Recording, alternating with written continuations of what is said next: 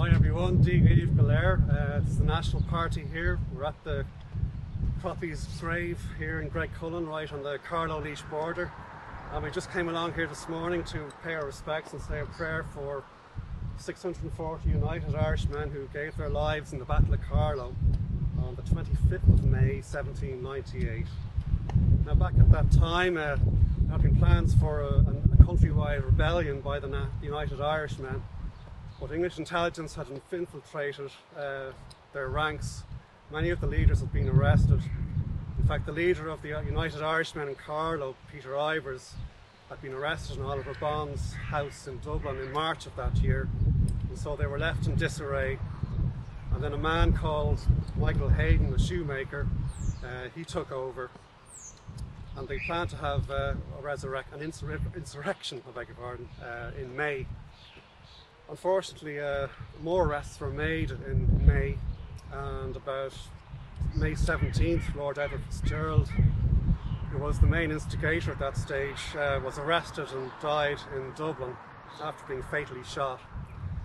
But the United Irishmen decided to plough on regardless. And so the plan was to assemble on the night of May the 24th and approach Carlow town from 4 different directions. So there were the Queen's County rebels that were approaching from the west, and they were going to assemble at Greg Bridge. And from the east, Tullow, Bennacarry and Kellistown, they were to go up Tullow Street. And also from the south and from Palatine to the north, and all 4 groups would eventually converge at the potato market. And they did so early in the morning of May the 25th. Unfortunately, English intelligence knew exactly what was going on, and the leader of the 9th Dragoons, which were stationed in the barracks, which is now the courthouse in central Carlow, under Colonel Mahon, they had English snipers hidden in all of the rooms and the houses overlooking the potato market.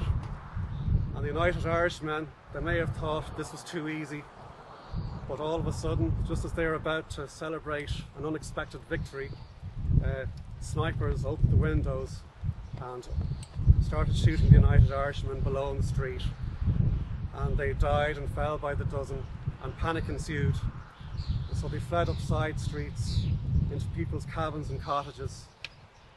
The English followed them and set fire to them, and many civilians were burnt to death, and there was carnage everywhere. In fact, there was one survivor, a man by the name of William Farrell, who published a book about 40 years afterwards in the 1840s, and he said, "I know a man as gentle as any who woke to realise his house was on fire and threw on some clothes and ran to the street carrying his daughter. He was instantly shot dead, and his child as well."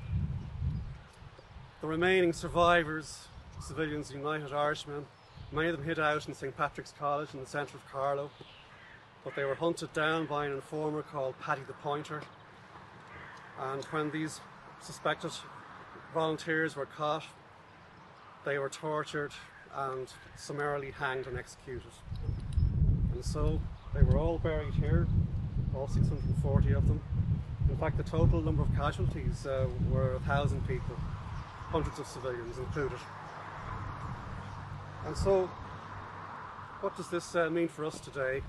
I don't know about you, but I guess all of us feel quite humble, because back then times were a lot tougher. People didn't enjoy the material comforts we enjoy today, but they were willing to pay the ultimate sacrifice on that day.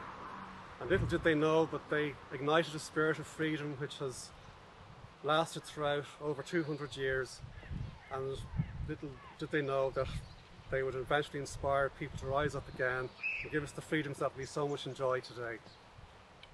Unfortunately, in the last 20-30 years, we have fallen asleep at the wheel, and slowly but surely we have found that our freedoms are slowly being eroded. So maybe we could say a prayer for these people who gave our lives,